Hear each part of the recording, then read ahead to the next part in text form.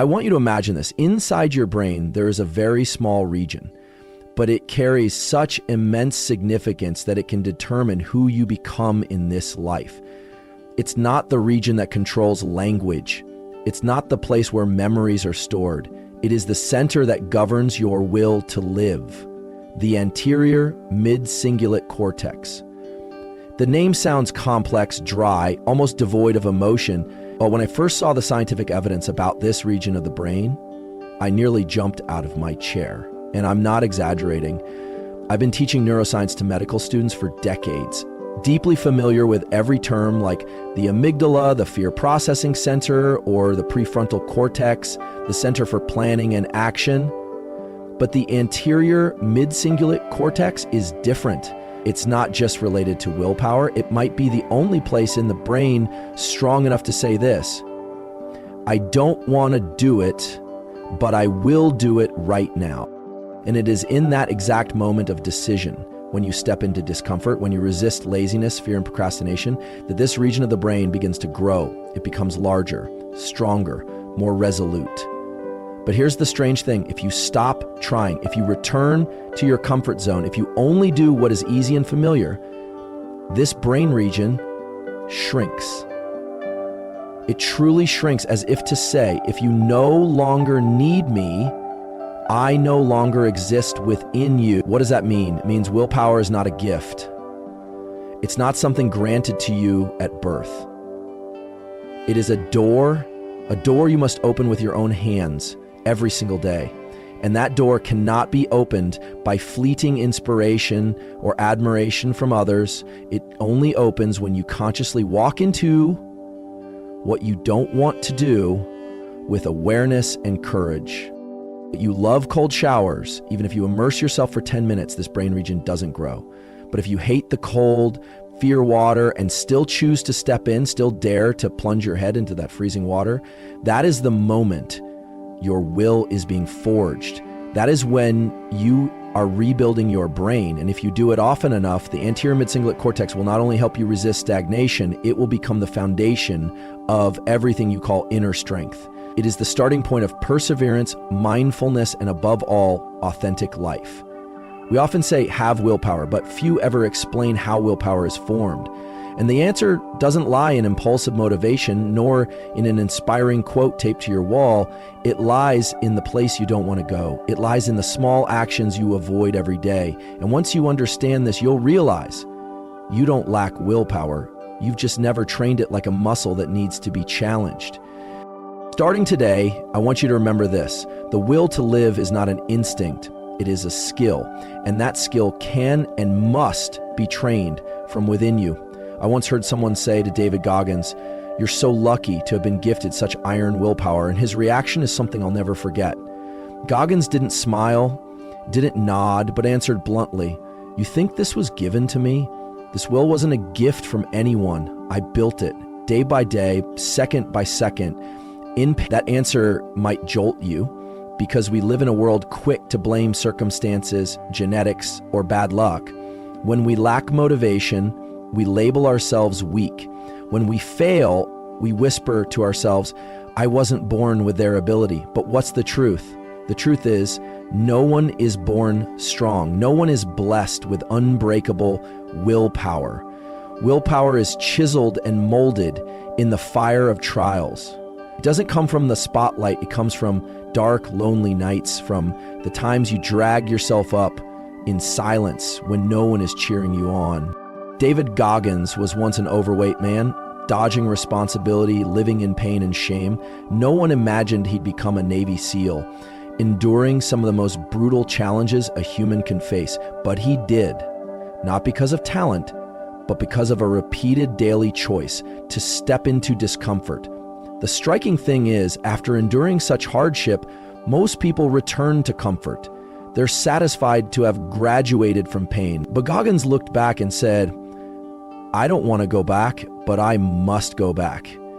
Because in that place of pain lies all the understanding, grit, and inner strength he ever discovered. Willpower isn't a momentary state. It's the result of countless difficult choices. And no one can hand it to you except yourself. You have to build it bit by bit. Like a sculptor who can't yet see the final form, you must carve it through every small action, every hard decision, every moment when you want to give up, but take one more step instead. There's no big sign that tells you you're becoming stronger. No fireworks explode when you finish that workout you hate, but your brain remembers. The anterior mid-cingulate cortex grows, and every time you do what you don't want to do but do it anyway, you're reinforcing your willpower. Don't wait for miracles. Don't sit there waiting for inspiration, because inspiration comes and goes, but willpower is something you must train.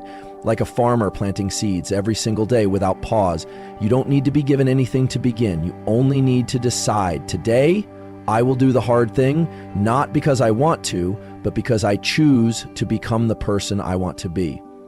And that is the moment willpower begins to form within you, by you. There's something neuroscience has made abundantly clear, and life proves it every single day. You can build willpower, but if you don't maintain it, it will fade quietly and far more quickly than you think. Just like muscles atrophy when not exercised, the part of your brain responsible for willpower, the anterior mid-cingulate cortex, also shrinks if you stop challenging yourself. And what strikes me most deeply is this: that decline doesn't come from some grand failure. It comes from the moments when you choose comfort over confrontation. One day of procrastination, one day of rest when you should have taken action, one moment when you let fear hold you back. All of these, though seemingly small, accumulate and slowly erode your inner strength. That's why I say this without hesitation. Willpower is a journey with no end point. It's not something you train once and keep forever. Each day you must choose again. Every morning you start from scratch. Willpower doesn't care how strong you were yesterday. It only asks whether you still dare to move forward today. And David Goggins once said, and I fully agree, what's truly frightening is not that you never had willpower, but that you once had it and let it quietly slip away. So if there's one thing you must carry with you every day, it is the habit of facing difficulty. It doesn't have to be something monumental, just something you've been avoiding, that phone call you dread, that workout you hate, that decision you know is right but keep postponing. It's precisely those small things done repeatedly that become the bricks that build real strength. And if you're feeling lost, doubtful, or exhausted on your journey, know this: you're not alone. We create this content not just to inspire, but to build a community of people who choose to live honestly with their effort, even in silence. If what you're reading, hearing, or feeling today touches you on a deep level, if it stirs something in you to take action, to return to the hard place you've been avoiding, then I invite you, sincerely and without obligation, to contribute what you feel so we can continue bringing messages like this closer to those who need them, not because we ask, but because you see the value, because you understand that willpower, like knowledge, is only truly powerful when shared. Every contribution, no matter how small, helps keep this flame alive, to let it burn on in a world drowning in noise and fatigue. But regardless of how you choose to walk with us, I hope you remember this core truth. The habit of facing hardship is not born from a single grand moment. It is born from small choices repeated daily. Begin again, each day. And with each day, you'll move closer to the person you know you deserve to become. If you're between the ages of 25 and 65, chances are you've lived through many chapters: youthful ambitions, the shock of reality, the weight of family responsibilities, and those years when it felt like you were running hard without even knowing where the finish line was. Maybe at some point you believed in those loudly advertised success secrets, the so-called life hacks, wrapped neatly in a few minutes of video or a few catchy quotes. But after everything, you've come to one undeniable realization: there is no shortcut in life. No magical formula can replace endurance, courage, and daily discipline. If you're 25, maybe you're struggling to prove yourself, battling fierce competition and grappling with that unsettling question: who am I and where am I going? If you're 35, perhaps you're stretched thin between career, marriage, children, and the growing doubts about what truly matters. At 45, maybe fatigue sets in, and you sense you're looping through the same cycle, unsure how many years remain to make a meaningful change. And if you're 55 or 65, you may have accomplished many things, yet still carry a quiet longing for something deeper, a part of yourself that's never fully been touched. No one says these things out loud. Everyone's too busy chasing the next quick fix. But the truth is simple and unapologetic. There is no small trick that will help you overcome life if you're not ready to face yourself. David Goggins once said, "I don't want to hear about passion, goals, or morning routines. I want to talk about the truth." And the truth is, every morning when you wake up, there's a voice that tells you you're not good enough, not young enough, not given enough chances. But if you listen more closely, there's another voice also waiting to be heard, the voice of your will. It's not loud, it's not dramatic, but it grows stronger every time you choose to face fear rather than run. Life isn't for those who seek the easy path. It opens only to those who walk through the hard one without turning back. Want success? Start by rebuilding your inner endurance. Want to feel alive again? Begin by redoing what you once feared. You don't need applause. You don't need the world to understand you. You just need to understand that you still can and that you are worthy of trying one more time. I'm not writing these words to give you a brief moment of motivation. I'm writing them to remind you that at any age, you can still change if you dare to step into the realm of truth, a place where there is no hack, only you standing face to face with yourself. And that is the only place where true willpower is born. Not from a video, not from a quote, but from the moment you tell yourself, I won't give up easily, not today, not tomorrow, because no matter what age you are, you still have time if you choose to act starting now. There is no override button, no magic switch that can turn off the negative emotions inside your head. Every day, when you open your eyes, the first conversation you must face doesn't come from anyone else. It comes from within, and that is the real battlefield. You don't need to weather life's outer storms to feel exhausted. Sometimes it only takes the faintest whispers in your mind. I'm useless. I'm not good enough. I'll just fail again, to make you hesitate, to make you stop trying. They don't scream. They're not loud, but they creep in, seep deep, and quietly eat away at your will, little by little. David Goggins says it clearly. There's no such thing as waking up every day feeling strong.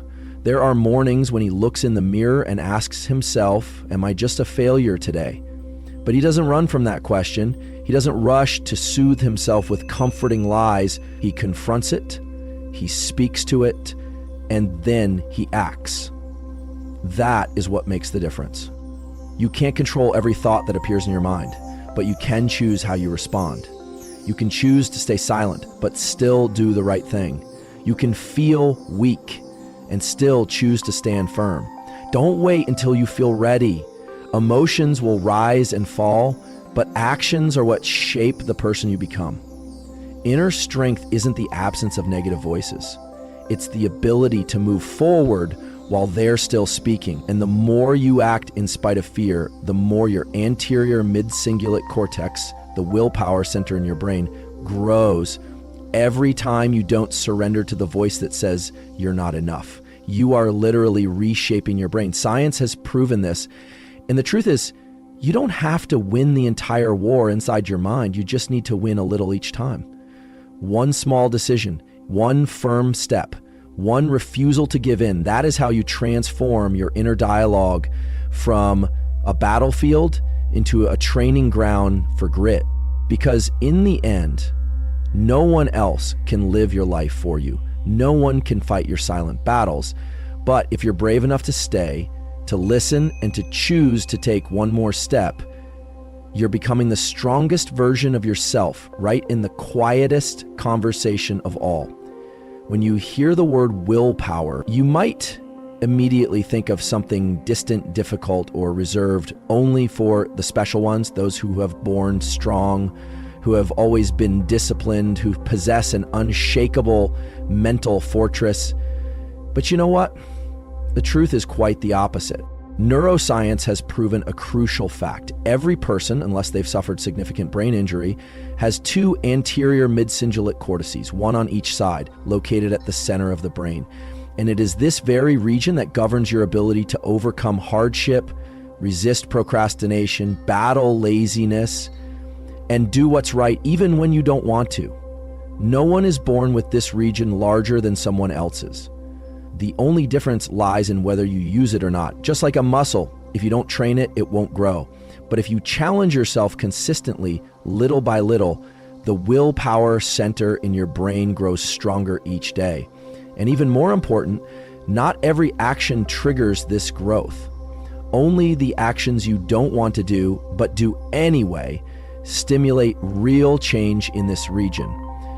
This is simple, but easy to overlook. For example, if you love working out, you might think you're building willpower every time you push a set to failure, but if you enjoy that feeling, if it no longer presents a psychological challenge, then unfortunately, it's not developing your willpower anymore.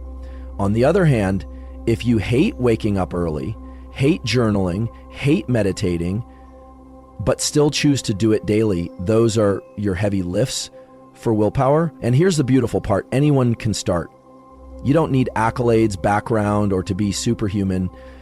You just need something you dislike and the decision to face it instead of avoid it. Willpower is an instinct. It's a biological response that can be trained, reprogrammed, and strengthened. The more you act against laziness, the sharper your anterior mid-cingulate cortex becomes. And when this region functions well, you don't just resist procrastination, you think more clearly, act more decisively, and radiate a grounded confidence that others can sense in your eyes, in your walk. There's a truth many people don't want to hear, but once you accept it, you begin to see the entire architecture of willpower. Spiritual growth is inseparable from pain. No one builds inner strength in comfort. No one becomes stronger when everything is easy. What forges willpower isn't achievement, it's friction, it's pressure.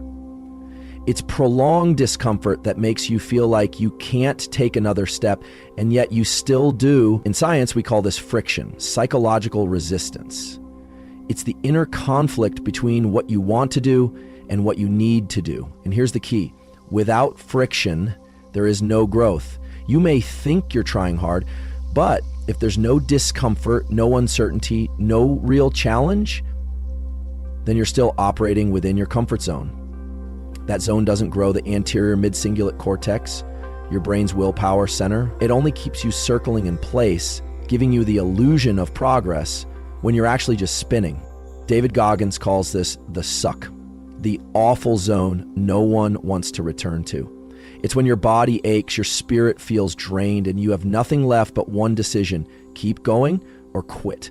And it is precisely in that moment that you redefine who you are. You don't have to love pain, but you must accept that it's an essential part of building strength. Perseverance isn't the ability to endure once, it's the ability to return to discomfort day after day without giving up. It isn't glamorous.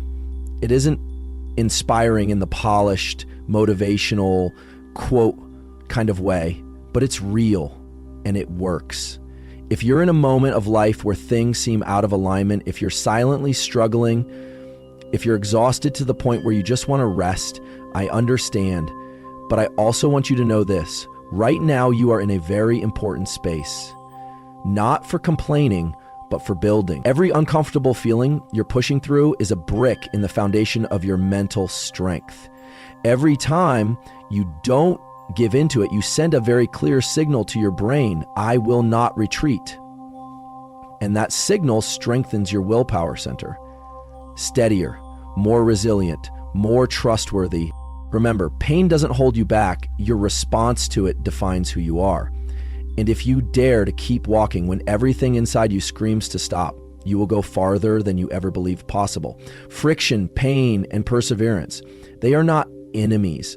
They are levers. And once you learn how to use them to lift yourself instead of letting them crush you, you begin to rewrite your entire story, from weakness to strength, from doubt to belief, not in a single day, but step by step, second by second, in the very space you choose not to run from.